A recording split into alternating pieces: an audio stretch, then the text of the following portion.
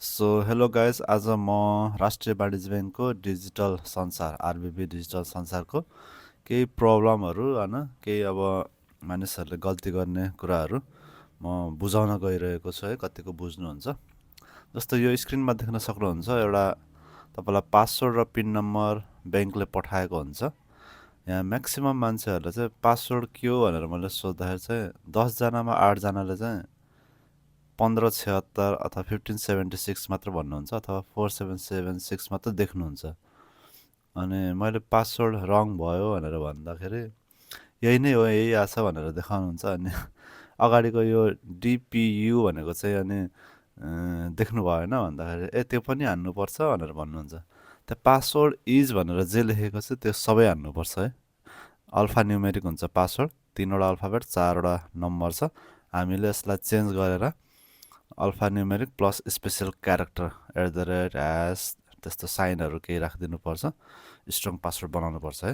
अनि transaction pin भनेको चाहिँ माथिको 4776 हो, जुन चाहिँ तपाईँले पैसा पेमेन्ट गर्दा, फन्ड ट्रान्सफरहरू गर्दा लास्टमा राख्ने पिन नम्बर हो, जुन चाहिँ 4 डिजिटको हुन्छ, जुन चाहिँ न्युमेरिक मात्र हुन्छ। त्यही भएर नझुक्किनु होला। पासवर्ड भनेको अब अल्फाबेटसँगै हान्नुपर्छ। त्यो तपाईँलाई ब्याङ्कले पठाएको भने पिन नम्बर भनेको चाहिँ नम्बर मात्र हुन्छ भनेर त्यो कुरा चाहिँ नझुक्किनु होला है। अनि अर्को तपाईँको यो मोबाइलको स्क्रिनमा देख्नुभएको छ, this account number is either close or inactive भनेर भनेको छ है। यो भनेको चाहिँ हजुरको मोबाइल ब्याङ्किङ अथवा एसएमएस ब्याङ्किङ वर्षमा एकपटक रिन्यू गर्नुपर्ने हुन्छ, जुन सर्ट एन्ड चार्ज लाग्छ। त्यो एकाउन्टमा भएन भने तपाईँको यो प्रब्लम आउँछ है। त्यही भएर खातामा पैसा चाहिँ मोबाइल ब्याङ्किङ रिन्यूको लागि चाहिँ छोड्नुपर्ने हुन्छ। यदि भएन भने चाहिँ यस्तो प्रब्लम आउँछ। अब यो प्रब्लम सल्भ गर्नको लागि हजुरले ब्याङ्कमा गएर एउटा फर्म भरेर निवेदन दिन सक्नुहुन्छ।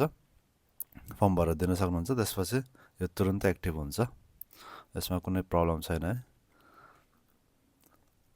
अब अर्को चाहिँ यो service block due to multiple unsuccessful attempt भनेको छ है।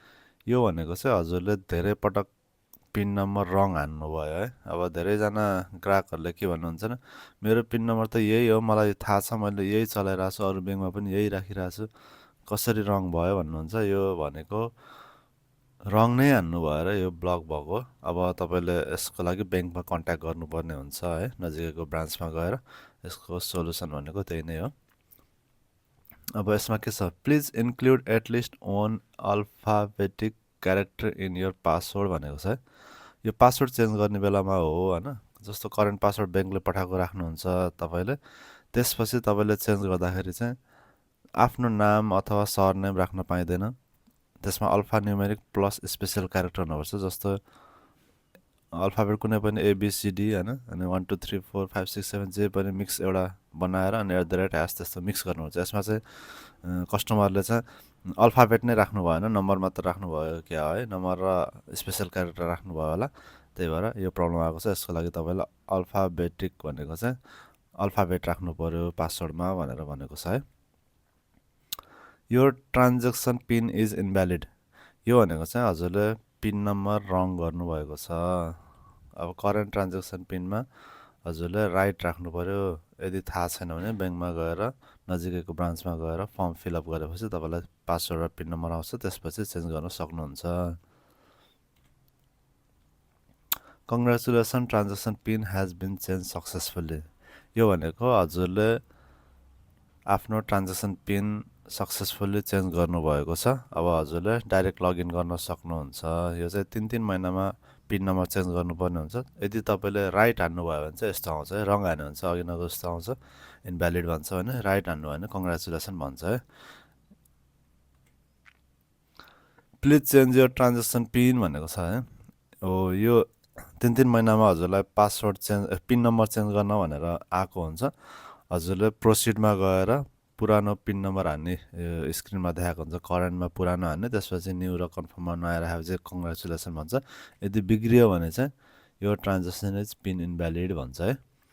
यो समस्या मेन धेरैजनाको समस्या चाहिँ यो 3 महिनामा चेन्ज गर्नुहुन्छ, बिर्सिन्छ, त्यसपछि त्यही हो पिन नम्बर भनेर ब्याङ्कमा आएर कराउनुहुन्छ, तर समस्या छ, बिर्सिने समस्या छ है। यति नै हो अहिलेको भिडियोको लागि। अब यो बाहेक कुनै समस्या छ भने कमेन्ट गर्नु होला, म अर्को भिडियो बनाउने छु है त्यसको लागि चाहिँ। धन्यवाद।